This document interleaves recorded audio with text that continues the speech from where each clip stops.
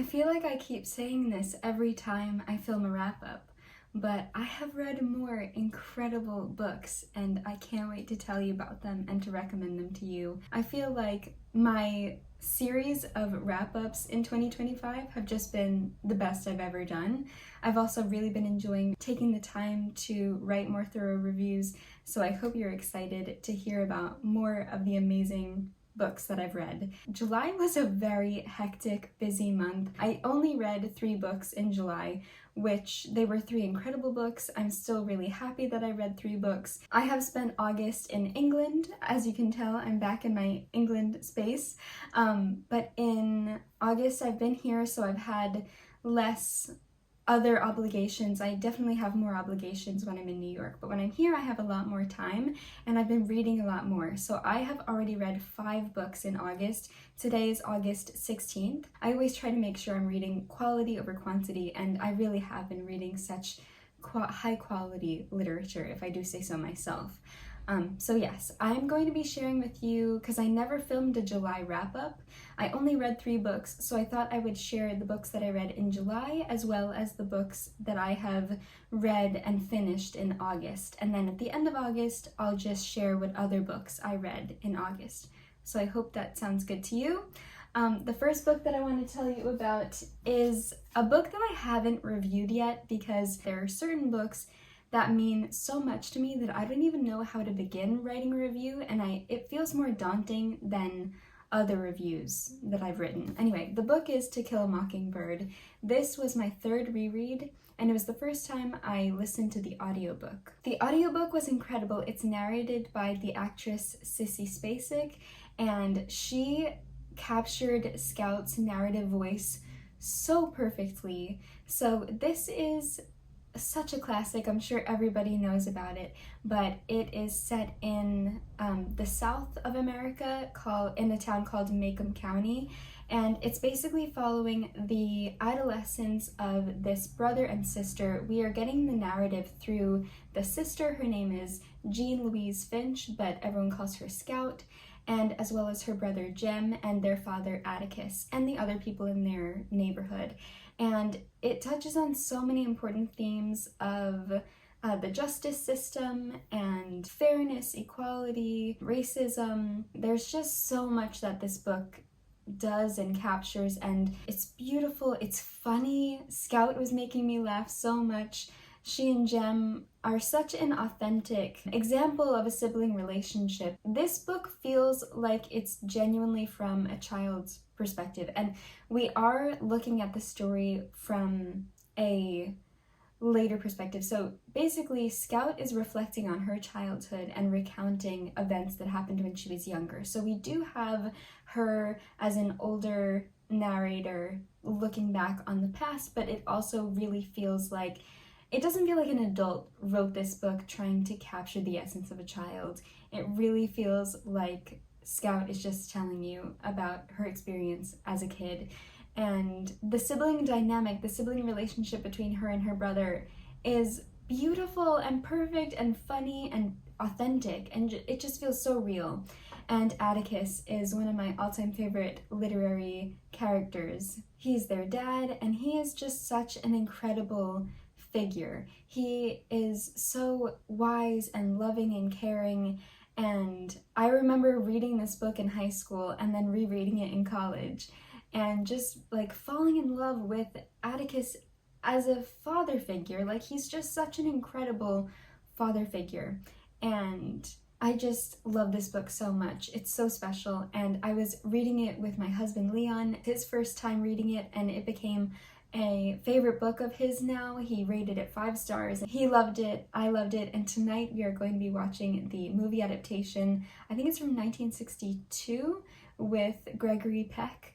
It's one of my favorite book-to-movie adaptations. It's so true to the story, really captures the essence of the characters, and this book is so important, and it's really so timeless. As much as the world has changed so much since when this was written and when it's set, I feel like the themes captured in here are so timeless and universal, and that's why it's a classic. So if you haven't read To Kill a Mockingbird, you need to stop what you're doing and you need to read it. The next book that I read in July was The Memory Police by Yoko Ogawa, and I read this with my book club, the Well Read Book Club, and every month we read from a different genre, and the genre for July was dystopian, and everyone voted on The Memory Police.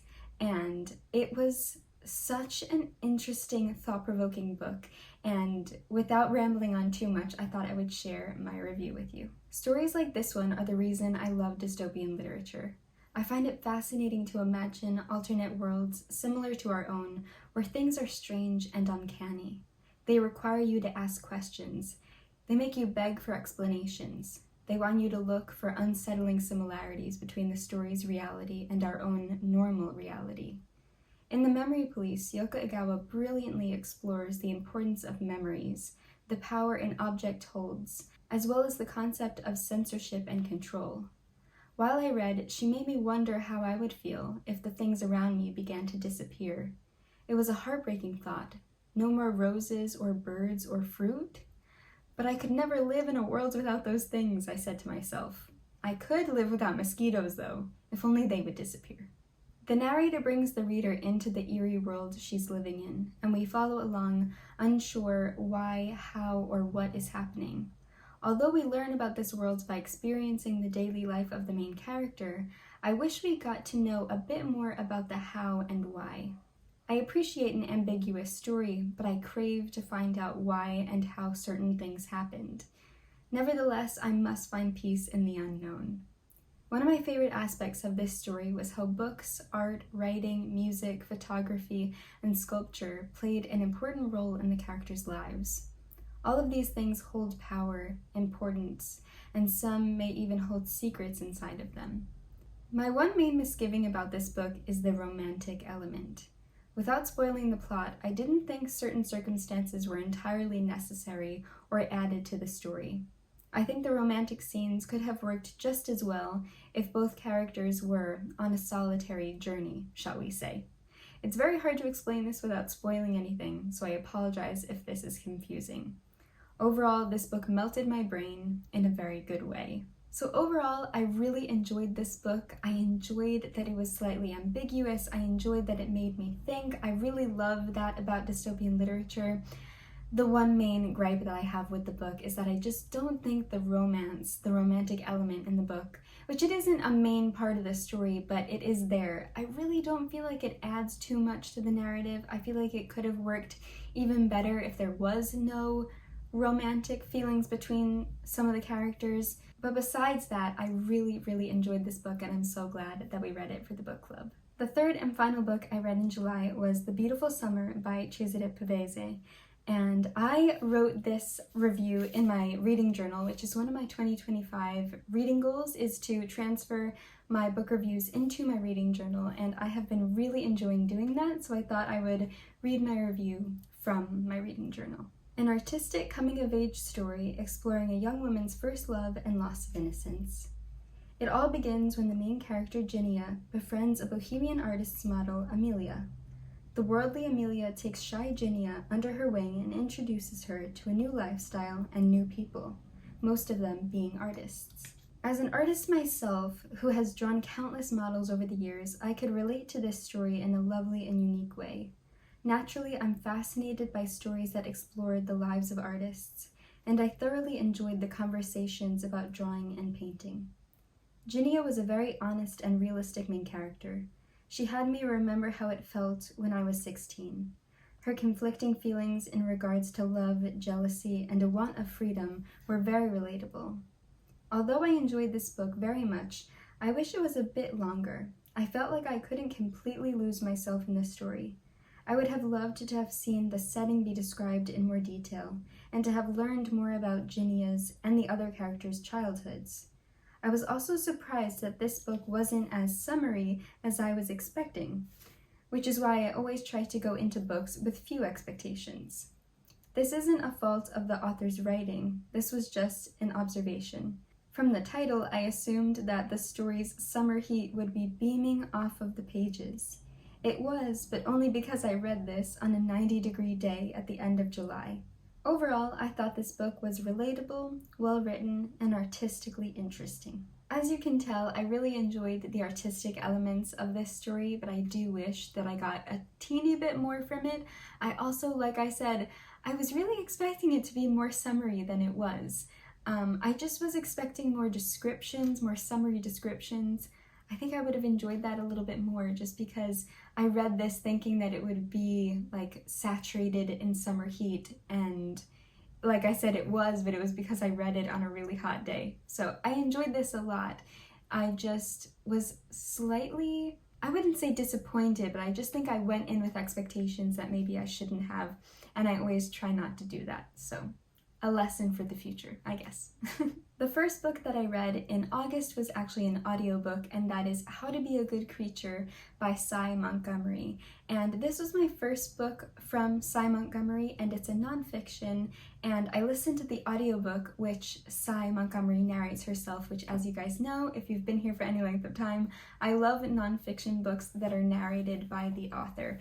I just think that they feel so special because it feels like you're having a conversation with the person and hearing from their own voice about their experiences.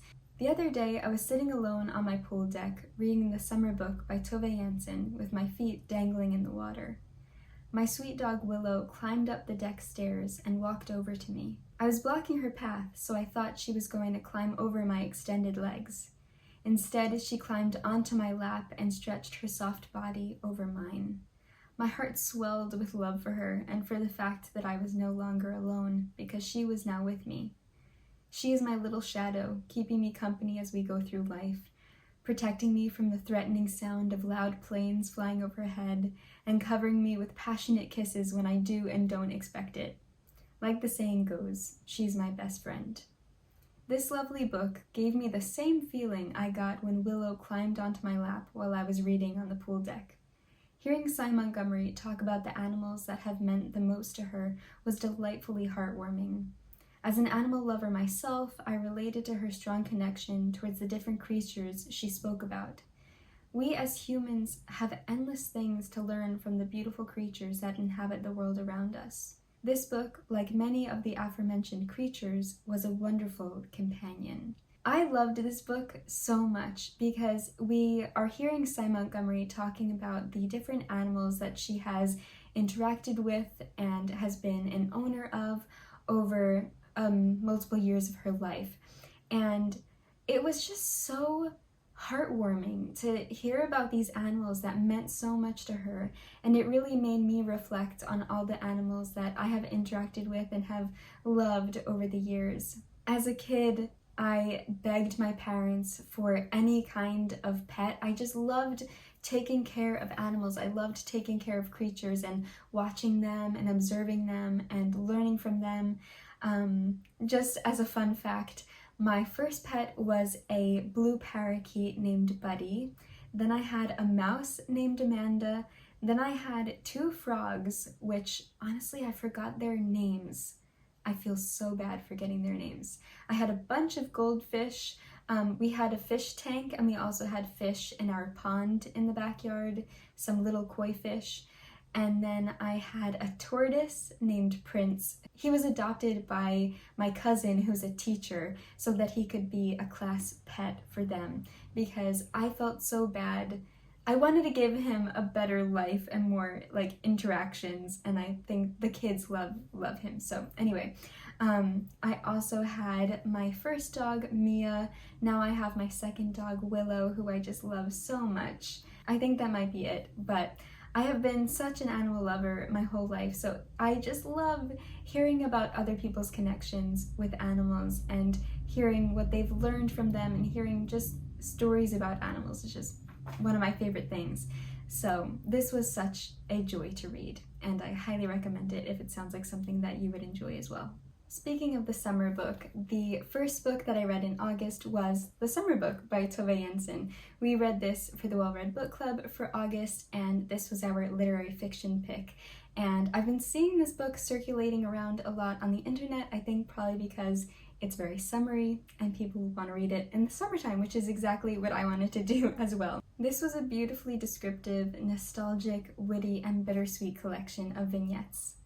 I admire Tove Jansson's ability to combine more nostalgic themes such as aging and memory loss with a sense of humor and sharp wit. This juxtaposition is enhanced through the characters Sophia and her grandmother, since they are at very different places mentally and physically in their lives.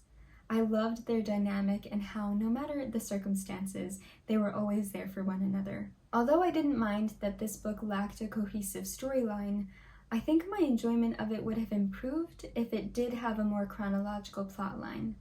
I must say I did enjoy that this aspect of the story structure made it feel more playful. Overall, what I really wanted was to feel more connected to each character's arc as they change and grow over the course of their many summers together.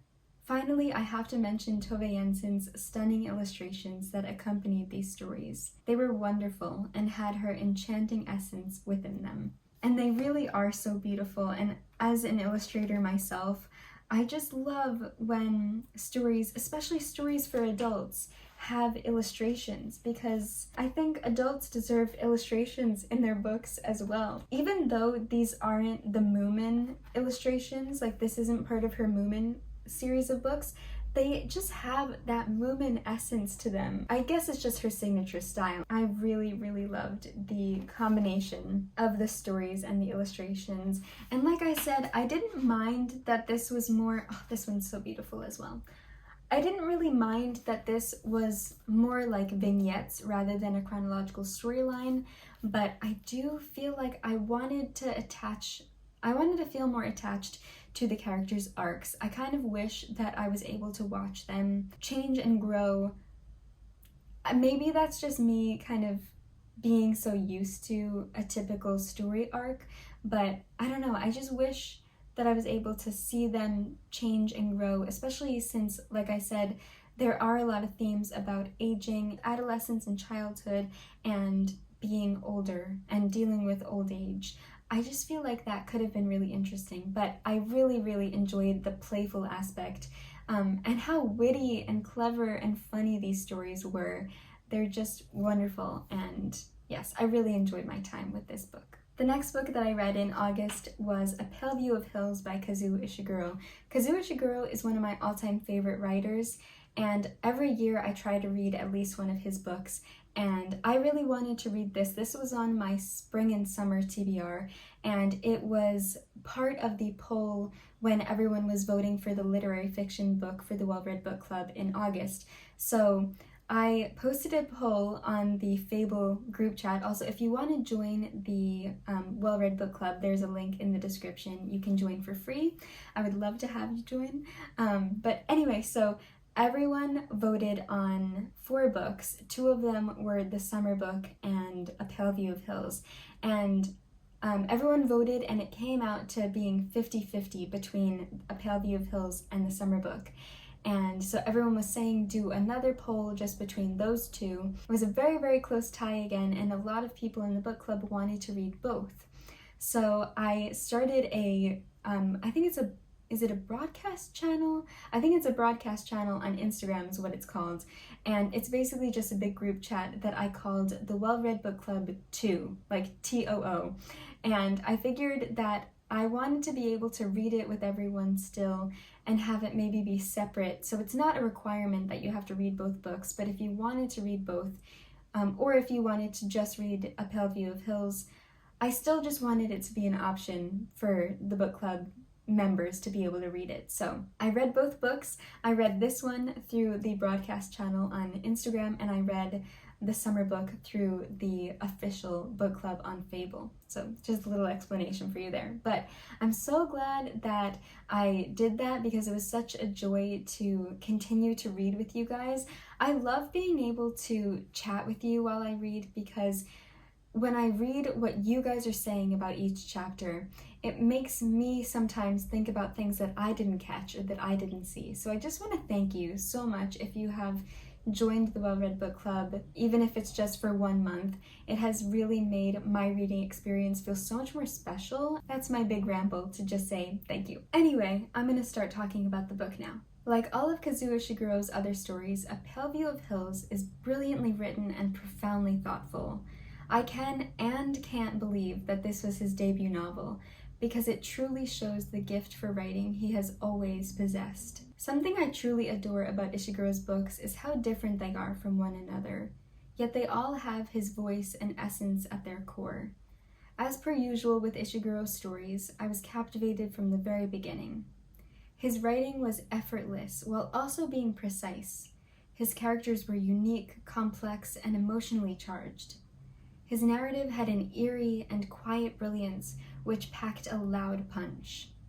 A Pale View of Hills is a story I could analyze for an eternity because of its ambiguity and unreliable nature. It is steeped in historical commentary, as well as the complexity of trauma, guilt, and memory. These themes were handled with care, respect, and compassion. This is a story I'll be thinking about for many, many, many years to come. I truly have been thinking about this book so much since I finished it, and we have a bit of an unreliable narration, which is always so interesting to read from. And I really feel like this is such a perfect book for a book club because I think you can think about it and look at it in many different ways. And I think people can have many different perspectives and theories and maybe see different things in the narration. So I really enjoyed reading this with everybody. And you can still join because you still have the whole other half of August. So if you want to read this summer book and you want to read A Pale View of Hills, you have until the end of August. So, just thought I would say that. But I'm really happy that we read this, even though it wasn't chosen for the official book club, that I have created a little side book club for the other books that maybe we still want to read, but we don't want to read 2 in 1 month. Anyway, I'm very happy that we made time to read this one because I really, really enjoyed it. And I'm so glad that I'm reading through one of my favorite authors' backlog because I love Ishiguro so much. Like I said in my review, I can never get over the fact that all of his books feel so different, but they also feel like him. And I love that. I think that that's such a gift. He's just such a literary inspiration. The last book I want to tell you about feels so incredibly special. Like if I looked at my bookshelves and you asked me, pick out 10 of the books that feel most special to you, I really feel like this would be one of them. No, I'm sure that it would be one of them. I want you to stick with me here. And that is Flower Fairies of the Autumn by Cecily Mary Barker. This book, it feels so special. And here's why. This little book of fairy illustrations and poems is what I believe the inside of my brain looks like. Let me explain. When I was a child, I adored Cecily Mary Baker's fairy illustrations with all of my heart. Like Beatrix Potter, she was very influential in my journey to becoming an artist and writer. I have always had a vivid imagination and, like many children, loved to make up stories. I, of course, often pretended I myself was a fairy. Over the years, I fondly remembered my attachment to Barker's art and poetry, but I didn't revisit them.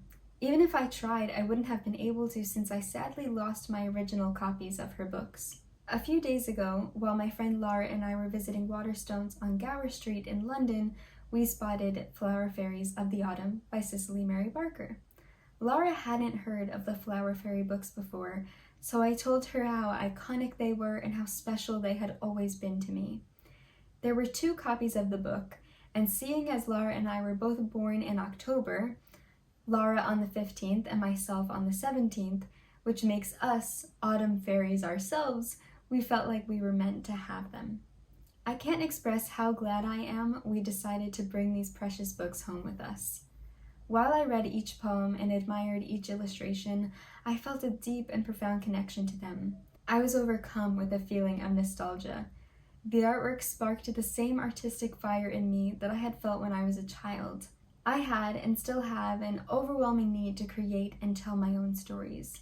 I've had this need since I was very young, but it made me feel it even more intensely.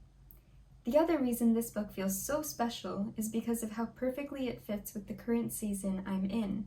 Although it is not yet autumn here in England, All of the trees, flowers, and other plants are in the process of transforming into their autumnal selves.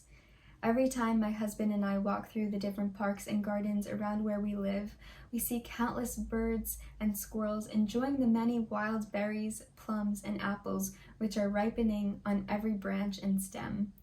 These plants are the very same ones Cicely Mary Barker has gorgeously captured in this autumnal book. The accompanying poems are as sweet, whimsical, and beguiling as the fairies themselves. This is a book I will continue to treasure for the rest of my life. So as you can tell, there are so many reasons why this book feels so special. My attachment to it since I was a child and rediscovering it. I really don't know where my original copies went. And it's been so long since I've read these poems, and when I did, it just felt so nostalgic and sweet. And then, like I said, every time Leon and I walk around our neighborhood, we see all of the different plants and trees that are illustrated and written about in this book. And I really want to share some of them with you because they're so beautiful and I love them so much. So one of the trees that we see around us a lot is the mountain ash fairy. And I thought I would read you some of the poems. So this is the Song of the Mountain Ash Fairy. They thought me once a magic tree of wondrous lucky charm, and at the door they planted me to keep the house from harm. They have no fear of witchcraft now, yet here I am today.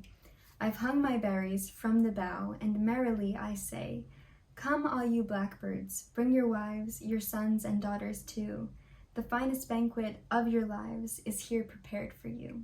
The mountain ash's other name is rowan, and it used to be called witchen tree and witchwood tree too. And the illustration is absolutely gorgeous. I just can't believe her ability to capture the whimsy and the magic of the fairies and the tree. And the tree is something that I was doing research about her. She was very passionate about making them look as close to reality as possible because she wanted to do the trees justice, which I know Beatrix Potter also, and Jill Barklam from Brambley Hedge. That was also very important to them as well. Another one I want to share is the Song of the Elderberry Fairy, because we have been seeing so many pigeons in the elder trees hanging upside down trying to peck at these berries. And then when I read this poem, I was cracking up because it's about the birds pecking at the berries. So it says, the Song of the Elderberry Fairy. Tread quietly, O people, hush, for don't you see a spotted thrush, one thrush or two or even three in every laden elder tree? They pull and lug, they flap and push, they peck and tug, they strip the bush, they have forsaken snail and slug. Unseen I watch them, safe and snug. And underneath it says, these berries do us no harm, though they don't taste very nice. Country people make wine from them, and boys make whistles from elder stems. And another really funny story is that Leon and I recently were walking around a park near us, and we saw a wild plum tree. And in this wild plum tree, we spotted a squirrel eating the plums. It starts climbing on the branches, and then it takes a plum, it's hanging from its 2 feet, and it's eating the plum upside down, hanging by its 2 feet. It was the funniest thing. And so apparently it is called a sloe, which is a wild plum. So as you can see, it looks like this in the illustration. And this is the Song of the Sloe Fairy. When blackthorn blossoms leap to sight, they deck the hedge with starry light. In early spring, when rough winds blow, each promising a purple sloe. And now is autumn here, and lo, the blackthorn bears the purple sloe. But ah, how much too sharp these plums, until the touch of winter comes. And underneath it says, the sloe is a wild plum. One bite will set your teeth on edge until it has been mellowed by frost, but it is not poisonous. So I just have been loving being able to go outside, seeing these plants and trees that are captured in this collection of poems and illustrations, and to feel like I am a little fairy, like looking at these, it just makes me feel like a kid again, and I think that's so special. And the poems are beautifully written and so whimsical and enchanting and lovely. So don't be surprised if you see a lot more of the Flower Fairy books, because I now need to have the entire collection. So if you see them in my future videos, don't be surprised. So those were all of the books that I have read recently. I really hope that you enjoyed hearing about them. I hope that you got some good recommendations and that you enjoyed my reviews. I would love to know what you have been reading in July and August. And if you've read any of these, what you think of them, I would love to hear, as always, all of your bookish thoughts. So thank you so much for watching this video and being here and always being so kind and lovely and wonderful. I hope you are all having an amazing day, a wonderful August, and I will see you very soon in another video. And as always, happy reading.